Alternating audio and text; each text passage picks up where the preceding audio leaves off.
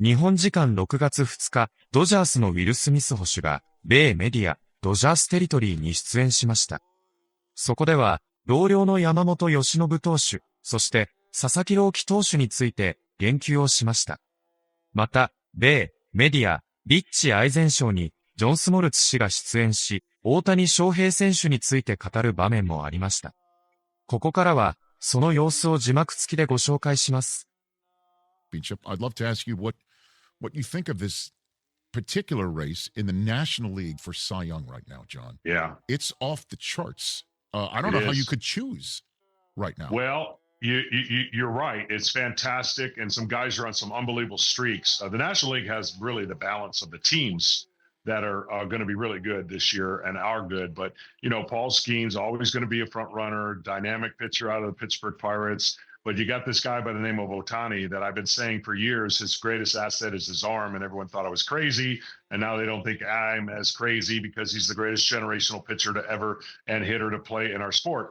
He's dynamic. He's got a chance to win the Cy Young. His mind is motivated on it. Sanchez, what he's doing in Philadelphia is ridiculous. But I think for Shohei Ohtani, he wants to prove to the world why he's not just considered a great hitter, that his attributes on the mound will be his greatest asset come playoff time because he's tough to hit. And the only thing that keeps him from maybe being in the conversation at the end, his team is so good that they may rest him. He may not get as much of the statistical categories that some of the others will get, but man, do I love watching him pitch. Yeah, so let's return to Ohtani for a bit here, John, because you mentioned the mental aspect, like mentally he wants this, which is, by the way, could you imagine his streak of 3 MVP seasons in a row, 1 American, 2 national, gets broken up because he wins the Cy Young instead?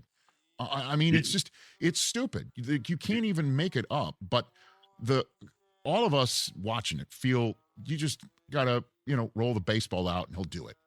But the mental aspect of it, what does he need to do? Like, what is he doing that you think others, other than the physical attributes? Well, first of all, he wants it. He speaks it into existence. He wrote everything down when he was a young man in Japan. He's going to absolutely live out his destiny of what he wants to do. And I think he's mentally tough and athletic beyond belief. So, look, there is going to be some regression when you're really, really good at both. You're going to have one of them suffer a little bit.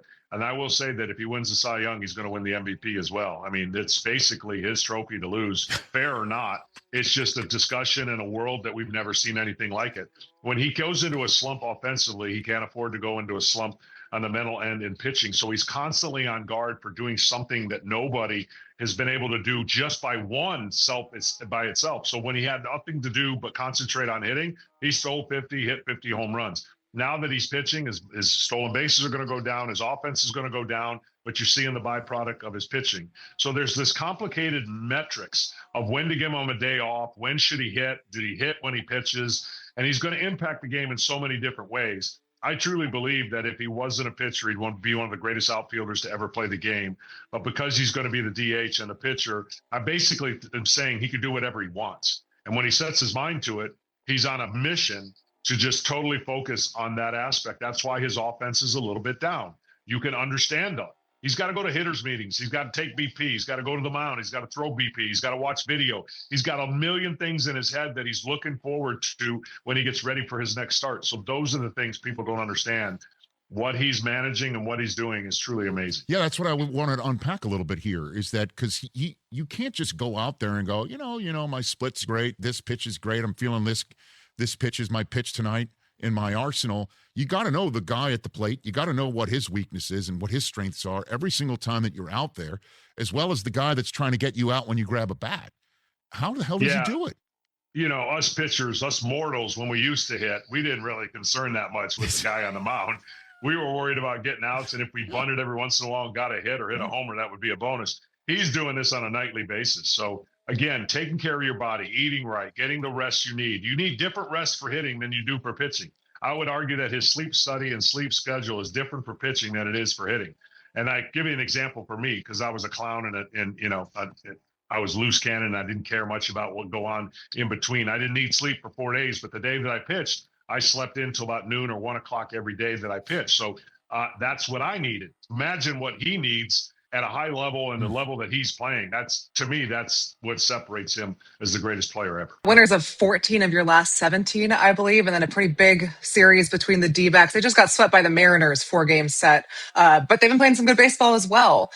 The one guy that we're not going to see this series on the mound is Roki Sasaki, but we saw his best fastball on Saturday against the Phillies. You were behind the plate. Roki's been a work in progress, and we know this. What did you see from Roki lately, especially with the fastball velo, that has you encouraged about it? Yeah, he continues, to work really hard on his days in between starts. He's getting a lot better. I think he's also gaining some confidence the more he goes out there and the more success he has.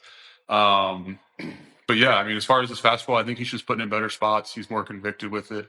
I'm sure he's cleaned up some mechanics things to get the velo a little bit back up to where, we were all hyped to see him when he came from Japan. His slider's coming along great. His splitter's been really good. He's just attacking guys and letting his stuff work. He's been really good the last few starts. We haven't brought up, of course, we talked to you at spring training. We talked about the World Series then. Haven't brought up the World Series yet. Congrats, 3-time World Series champion. You're running out of space on that hand for rings. But you had to work your ass off during that World Series, man. Who do you think was more worn down? Or what do you think was more worn down? Your legs or Yama's right arm? Because you guys put a lot of work I don't know. I don't know. That 18-inning game took everything out of me. I was kind of struggling after that. But yeah, what Yoshi did was incredible. Still go out there, get outs. I just got to squat back there and catch the ball. He's got to actually make pitches, change speeds, still throw the ball hard. It was incredible what he did. And it was the soreness for a few weeks after was a lot more enjoyable with the win instead of, a loss. And that's the LA Dodgers taking on the Phillies. Rubber game of the series, Yoshinobu Yamamoto against Andrew Painter in this one. Pitch comes home, and it's called strike 3. A curveball flutters in there. Marsh isn't so sure, but he's not sure enough. It's a challenge. Here comes Roberts. And Yamamoto, after his 10th strikeout, is going to be taken out of this one. Another 3-2. Muncy lifts off to right field. Max Muncy, max power. Halfway up the pavilion. Mark it 8 for the Dodgers. You're going to get beat at times. It's going to happen. But I do think with the talent that we have, if we, focus and play like we're capable of, we should win series, regardless home, road. So this next one's going to be a good one. The Diamondbacks always play us tough, and so play at their place is always difficult. So this is going to be a fun series coming up. All right, so the first calls you heard were on Dodgers radio network, and then you heard Dave Roberts, the manager of the Los Angeles Dodgers, talking about their upcoming series against the Arizona Diamondbacks, who have been playing better baseball. But let's talk about the Dodgers for a second. So they take the series against the Phillies this weekend. The Phillies have been playing real good baseball, right? But this is how good the Dodgers are, is that when you have the chance to bring up a guy named Ryan Ward, right? Maybe you're not as familiar with Ryan Ward. He was an eighth round pick, 251st back in 2019 to the Dodgers, just debuted this year, right? So waited his turn in the minor league organization, coming up and hits his first big league home run. And when we talk about depth and we talk about the Dodgers and why they're so dangerous, it's not just because they have Hall of Famers and Cy Young Award winners. It's because organizationally, they understand how to bring a guy in, whether it's waiting for Ryan Ward to have his chance or a guy like Alex Call, who was highlighted all weekend throughout this series, and the way that he plays the game, his style of play, his ability to have adapted and adjusted and made adjustments to his own game. And the Dodgers are the beneficiary of a guy like that, of depth.